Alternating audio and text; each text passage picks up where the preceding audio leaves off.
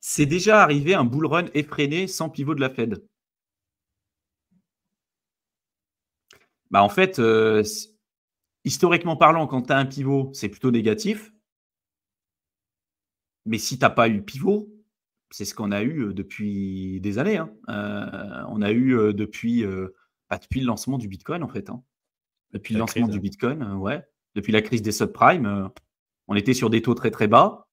Il y a eu qu'après la crise sanitaire donc en mars 2020, mais après, ils ont imprimé énormément d'argent et ils ont commencé à se rendre compte des problématiques d'une impression monétaire trop importante et de l'inflation qui pétait les plafonds sur 2022. Donc là, après, ils ont augmenté les taux d'intérêt. Mais sinon, on était quand même sur des taux qui étaient très, très bas pendant longtemps. Hein.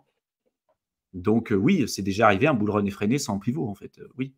Par contre, ta question, je pense, c'était peut-être de dire est-ce qu'on peut continuer à avoir un bull run? Est-ce que le pivot va avoir une influence négative sur le marché?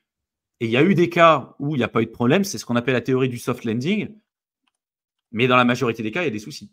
Dans la majorité des cas, c'est synonyme d'une grosse baisse sur les marchés financiers et je ne vois pas la crypto se décorréler des marchés financiers. Voilà. Ouais, puis C'est un surtout, point. je pense qu'il y a aussi, un des aspects de la question, c'est est-ce qu'on peut avoir un bull run si on n'a pas, de l'argent facile, en fait? Et Ouais. c'est parce qu'au final, le pivot de la Fed, ce qu'on attend le pivot de la Fed, c'est qu'il baisse les taux d'intérêt pour pouvoir avoir de l'argent facile avec de l'argent qui coûte peu cher, les taux d'intérêt. Donc ça, par contre, non. Si on se rend compte, le graphique qu'on a présenté dans pas mal de live, tu regardes le M2 money supply, donc Mm. la quantité d'argent disponible qui circule au niveau mondial et le prix de Bitcoin. Et là, tu te rends compte que pour le coup, c'est corrélé. Donc plus il y a d'argent disponible, plus il y a la machine à imprimer qui tourne. Ça correspond à chaque fois, c'est la Bull courbe run. Bitcoin. Ça correspond au bull run. Donc, dès que ça commence à exploser le M2, qu'il y a beaucoup d'impression monétaire, les cryptos montent, mais comme tous les actifs, et notamment les actifs financiers à risque.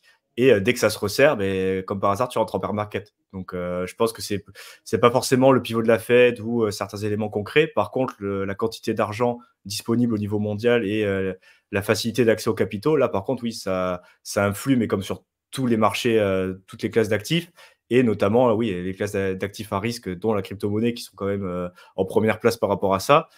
Oui, bah, s'il y a beaucoup d'argent disponible, ils vont en profiter. Et par contre, si ça se resserre, ça serait illusoire de penser qu'on va avoir un gros bull run, comme on peut l'entendre, je pense, tous ici, s'il n'y a pas cet argent disponible au niveau mondial. Donc oui, le Mm. pivot de la Fed peut aider, mais c'est un des facteurs parmi Parmi plein d'autres.